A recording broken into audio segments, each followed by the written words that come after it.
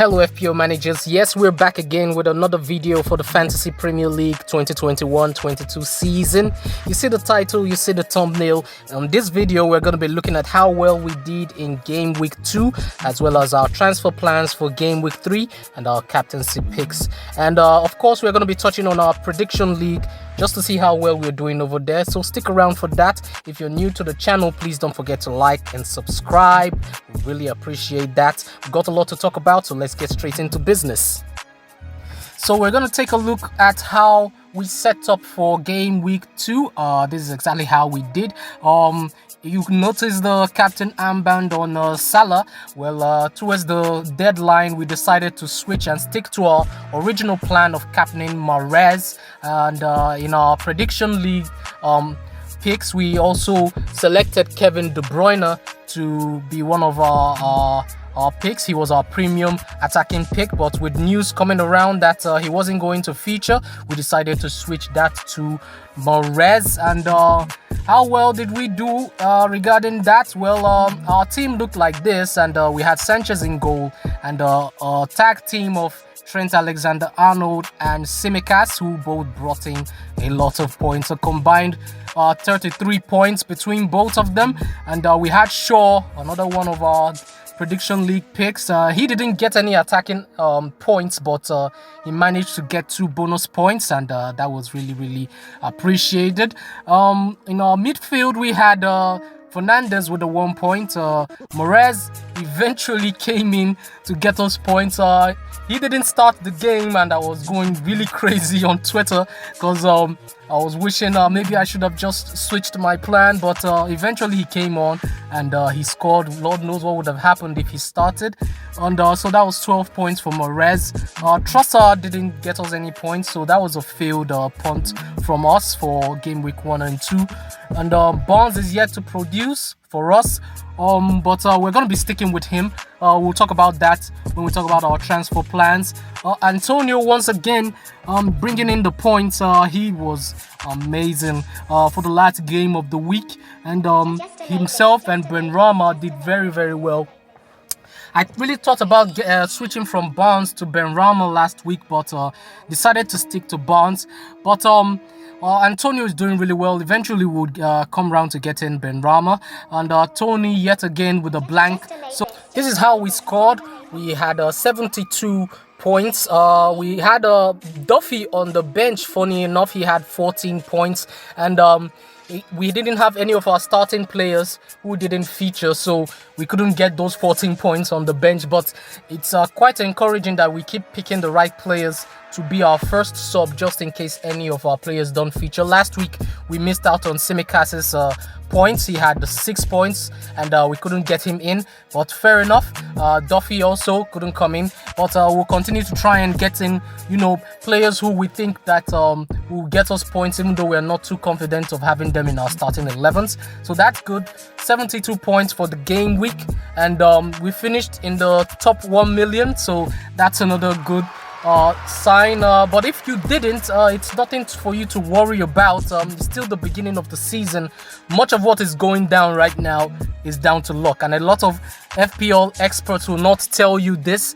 And from experience, I've learned not to bother too much about the ranks early on in the season. At least the first 3 game weeks is just about gathering information, and the more information you have, the less and less is going to be down to luck and more to the choices that you make. So don't beat yourself up too much that you selected the wrong player for when you were starting the season.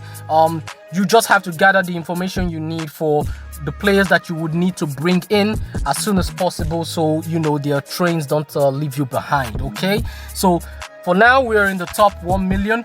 Our aim is to try and push on and get into the top 500k by the end of game week 3. So let's see how well we can do with that, and how close we can get to that target. The overall points for now is 157, and the average points for the week was something like 59 or something like that. So it's not a bad game week at all. A lot of players did very well in game week 1 with 100 points and above, but didn't do so well in game week 2. Like I told you, much of it is just guys who were very lucky, and I also advise that you don't do anything, don't make any transfers unless you have players who are injured. So we're going into game week 3 with 2 free transfers, and funny enough, a lot of managers, not just some, took hits, a lot of hits that ensured that even before a single ball is kicked, we had already gotten our green arrow. So that's a good sign. So we have our 2 free transfers, and we intend to use those very well. In fact, I've already used them up because we already had a plan of what our transfers are going to be all up to game week 3. So let's quickly take a look at how well we did with our game week 2 prediction league picks. If you don't know the rules for our prediction league, I'll leave a link in the description below to a video where we talked about all the rules. We're just gonna pick 4 players who we think are gonna do very well in the game week. A premium pick for both attacking and defensive assets, and mid-range to budget picks for attacking and defensive assets as well. Any points higher than 4, or rather higher than 3, that's from 4 and above, will be regarded as a successful pick. And we don't get to pick players from the same teams in the same game week, and we don't get to pick the same players in back-to-back game weeks. All the rules are in the link in the description below, so don't forget to check that out. So these 4 players are who we picked for game week 2, and Mahrez eventually came in to score that goal, which really helped our picks. Buendia is yet to score, and he was a failed pick. Shaw didn't get any attacking points, but he got 2 bonus points, so that's he kind of squeezed in there, and was a successful pick as well. And Dunk kept a clean sheet, so that's 3 picks out of 4, which was successful. So that's 3 points for us in this game week. So we sort of won in this game week. So so far we have 4 points. We had only 1 point from game week 1, 3 points game week 2, so we're 4 points. Currently, if we measure ourselves to the Premier League table, we're 6th, so we're coming up. So that's our picks for game week 2. Was really good, 3 points. So let's aim for the exact same thing for game week 3. So in game week 3, our prediction league picks will be for our attacking premium asset, we're going with Heung-min Son. He's facing Watford. Antonio is facing Crystal Palace, so we're going with him as well as our mid-range pick. Cancelo is our premium defensive pick. He's facing Arsenal, and they don't seem to be able to score a goal to save their lives. So we're going with Cancelo, who's facing Arsenal in game week 3, and Soyuncu is our mid-range defensive pick, and he is going to be facing Norwich in game week 3. So these are our 4 picks for game week 3. We expect that these 4 players are going to get us points for game week 3, and hopefully that's going to be the case. Speaking about Son, our transfer plans for game week 3 has always been to take out Mahrez and bring in Heung-min Son, and because of that really juicy fixture against Watford, just like our reason for not taking out Barnes, who has a very good fixture in game week 3 against Norwich. So we're really aiming for these fixtures that involve these newly promoted teams, so that our assets can maximize their points in these early game weeks while we're gathering more and more information. So that's our plan. Even though we might get distracted and think, oh, maybe we could do better with this other transfer. Last week we had a mind split between Salah and Mahrez and which one to captain, and eventually stuck to our guns and reaped the benefits of that. So I think we're going to just stick to our guns with the Son pick for the transfer for game week 3. So that's going to be our transfer. We're going to be taking out Mahrez because he's got a couple of difficult fixtures coming up. He's got Arsenal up next, and then after that he's got Leicester City. So I don't think his point potential is so high compared to someone like Son, who's got Watford and then Crystal Palace. So we're going to take out Mahrez and bring in Son, and to make that happen, we'll need to downgrade another player, and the question has always been who we're going to be able to downgrade. At first we were thinking about getting out Trent because he's got Chelsea up next, and bringing in someone with an easier fixture, and then we thought about maybe Barnes, but struck that out because he's got Norwich in game week 3, so that's kind of shooting ourselves in the foot. Let's just give him one more try and see how well he does. So we've eventually landed on Trossard because Trossard has pulled up with 2 blanks for us in game week 1 and 2, and that punt that we made before the season began hasn't paid off at all, so he has to go. He's 6.5 million. In fact, he's 6.4 at the time of recording this, so he's the guy who has to go, and we've sold him off and brought in someone like Canos, who's got Everton coming up, and brought in Heung-min Son as planned. So our team is going to be looking like this with Target, Duffy, Alexander-Arnold, Tsimikas and Shaw in defense, with Canos, Barnes, Salah, Son and Fernandes.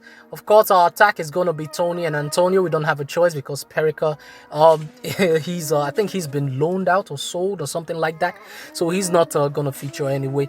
So that's our entire squad. We're of course going to be starting with Sanchez in goal, Trent, Shaw, and we're going to have to start with Duffy because I don't think Tsimikas is going to start game week 3 because of the question mark regarding Robertson. I think Robertson is going to start game week 3 because that fixture is quite difficult against Chelsea, and Klopp might want to ensure he fields his strongest 11 against that team.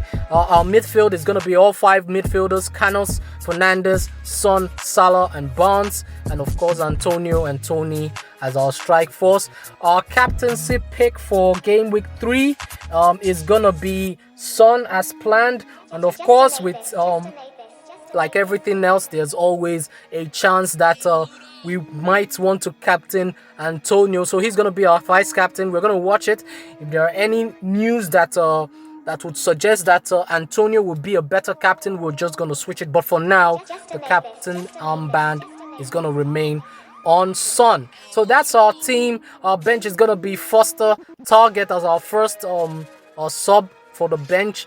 Tsimikas and Perica completes the bench. So that's our entire team. This is the team that's going to face game week 3. I'm expecting at least another 20 points above the average score, something like that, 15 to 20 points. I think that would definitely get us into the top 500k. Okay, moving into game week 4 with that rank, I think that will give us a lot of confidence moving forward. If you guys don't make it into that rank, don't be bothered. With game week 3, we're going to have at least 3 game weeks of information that's going to help us moving into the rest of the season. I hope you guys are following Ben Crellin on Twitter.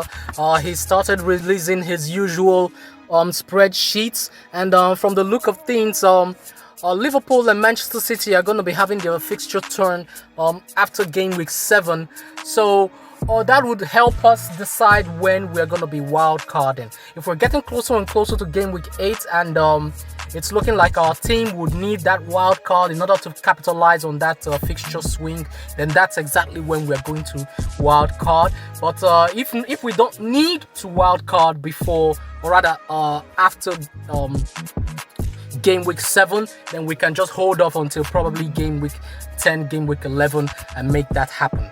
Okay, so you guys can follow Ben Crellin. He's very, very informative regarding fixtures, double game weeks, blank game weeks and all that. It's gonna be very helpful to you if you're not aware, so just follow him, and you guys are gonna be glad that you did. That's our video for today. I think I talked about everything that I needed to. If there are any changes to our plans, I'm gonna let you guys know on Twitter. Don't forget to follow me at FPL Vendetta. I'll definitely follow you back. So that's it. Say cheers, FPL wisely, and I'll catch you on the next one.